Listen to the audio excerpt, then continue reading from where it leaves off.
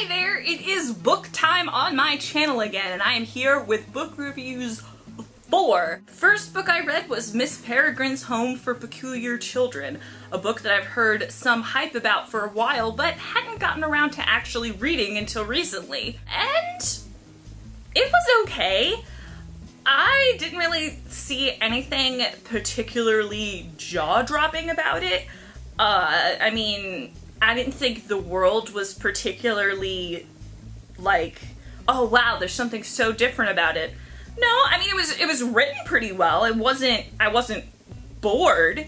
Maybe this is a case of the hype kind of dulling down the actual effect of the book, but I didn't think there was anything too special about it. It was alright, it was average. I don't regret reading it. This book I read was Ring by Koi Suzuki, I believe is how you say that. Sorry if I butchered it. Yes, for those who are wondering, this is the book that was the basis for Ringu and the American version, The Ring. I wanted to be the ultimate hipster nerd and be like, oh yeah, I read the book.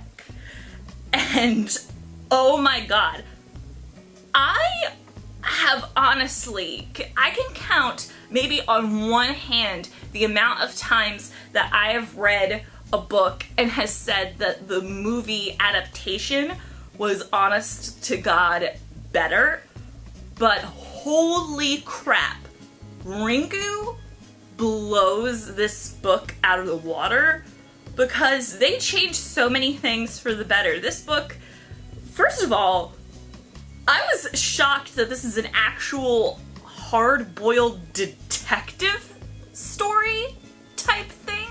I mean, it's a reporter, not a detective, but it's more of the hunt for clues is the sort of the basis behind it. Oh, and P.S. The main character's friend in this is a rapist. They just casually mention that he's a rapist, like it's like not a thing. I hope that's not normal in Japan, to just casually mention that you're a rapist.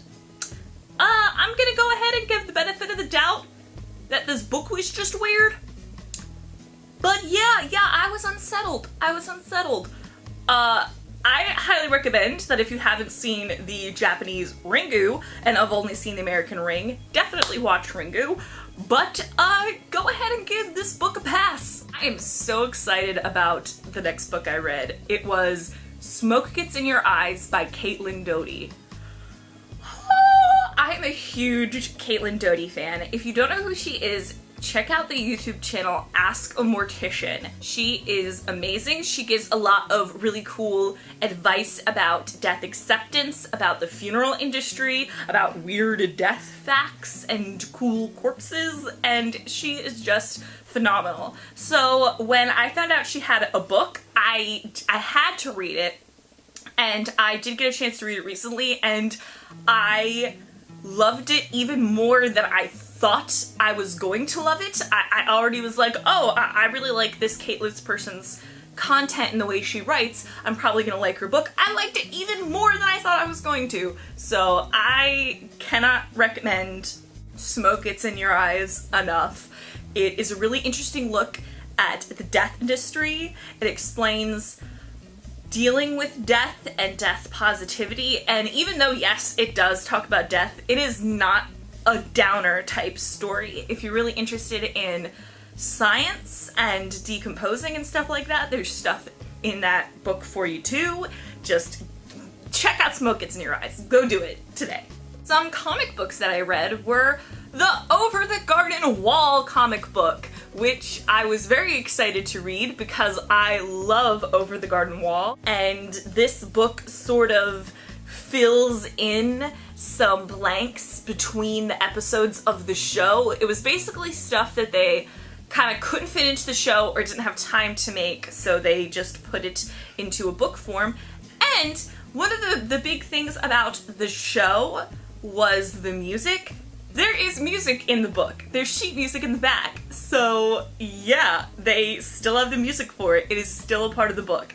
If you liked the show, definitely check this book out.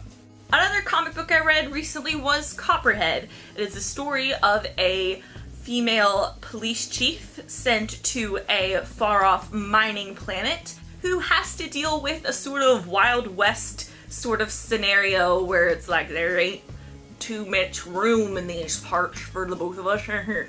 So it is sci-fi, western-y awesomeness. It was pretty good. I liked it enough that I want to check out. I believe there's 2, and by the time I'm uploading this, there might also be a 3. So, but I liked it enough that I definitely want to check out 2 and see if there's more to the story. Another comic book I read was Bitch Planet. It is a sci-fi about a female prison planet in space. I thought that maybe I'd get a dose of Orange is the New Black in space or something like that, but it was really interesting. It definitely hints to more stuff is gonna go down later in the series. Like, I can tell that like this one was more of like a rev up to more interesting stuff to come that I definitely want to check out, but what I got in book 1 was still pretty cool. It was an interesting setup, and it definitely has a screw the patriarchy type vibe, which I can never get enough of. A graphic novel that I checked out was Deep Dark Fears. From what I've come to understand, Deep Dark Fears was this blog on Tumblr, I think that's how I discovered it. And I think that's how it was incarnated. It was this artist who put out these short, like 4-panel comics of people's fears, and eventually they had enough to make a whole full-blown book called Deep Dark Fears. It is awesome. They're just short, sweet, and spooky. It's a great type of coffee table book for when I have my own coffee table. I can't wait to have my own coffee table.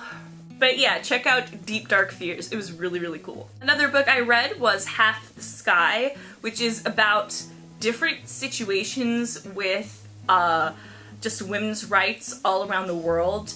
And it has to do with things like prostitution and with just, I don't know how to explain it without spoiling it for you, but it's basically stories of like women achieving in really harsh situations all over the world. It sort of restores your faith in humanity a little bit, and definitely just makes you want to just go out there and be all the feminist you can be, which is always good. Another book I read to put a punch in my feminism was Cinderella Ate My Daughter by Peggy Ornstein.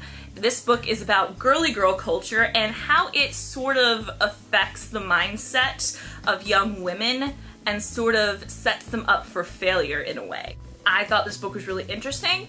I think that it had a lot of interesting viewpoints, and I just in general did make me think about the way that we market toys to kids, and it definitely just, it's just one of those books that just makes you just, I don't know, just makes you think is the only way I can think about it. And for the record, I definitely learned some kind of mind-blowing facts about kids' toys that I would not have thought of without reading this book. And the last book I read was Girl from the Well by Rin Capichu? Okay, girl, like, it's right there, you know. Y'all know I can't. This was a cool book. You might think, oh hey, Girl from the Well, doesn't that sound a lot like the Rick? Well, it's actually based on an old Japanese legend that was the one that the legend that inspired the ring. So this is OG, but it's really cool, and I really liked the story. It follows from the ghost's perspective, and it is really fun and it's really well written, and I highly recommend checking it out. I am reading the sequel, The Suffering, right now, so that's a little sneak peek at what you'll see next book review. So yeah, check out The Girl from the Well if you want something cool to read. Alright, I tried to keep this video short, sweet, and to the point for you because I know I can ramble, but hopefully I did a good job. Like this video if you like it, subscribe if that's your thing, and feel free to, in the comments, recommend some books for me to read. I love some more books. I don't know why I'm dancing, but this is what we're doing. I'm ending the video. Let's go. And it is time for a new fall favorites list from Emily. Here we go.